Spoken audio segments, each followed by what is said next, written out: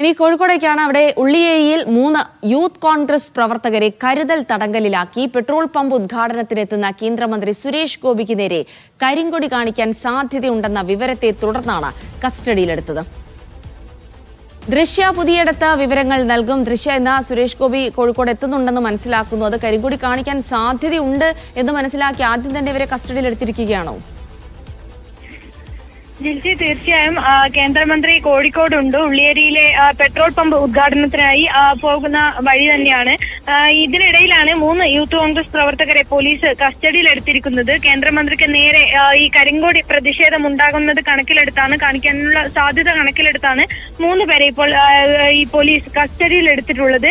നാസ് മാമ്പോയിൽ, റെനി മുണ്ടോത്ത്, ഷമീൻ പുളിക്കൂൽ എന്നിവരെയാണ് ഇപ്പോൾ കരുതൽ തടങ്കലിലാക്കിയിട്ടുള്ളത്. ആ വോട്ട് വിവാദത്തെ തുടർന്ന് നിരവധി പ്രതിഷേധങ്ങളൊക്കെ തന്നെ ഈ യൂത്ത് കോൺഗ്രസിന്റെ ഭാഗത്തു നിന്നും കോൺഗ്രസിന്റെ ഭാഗത്തു നിന്നും ഒക്കെ ഉയരുന്ന ഒരു സാഹചര്യത്തിലാണ് ഇപ്പോൾ ഈ ഉള്ളിയേരിയിലെത്തുന്ന കേന്ദ്രമന്ത്രിക്ക് നേരെ ഒരു കരിങ്കൊടി സാധ്യത കണക്കിലെടുത്തുകൊണ്ട് 3 യൂത്ത് കോൺഗ്രസ് പ്രവർത്തകരെ പോലീസ് കരുതൽ തടങ്കലിലാക്കിയിരിക്കുന്നത്.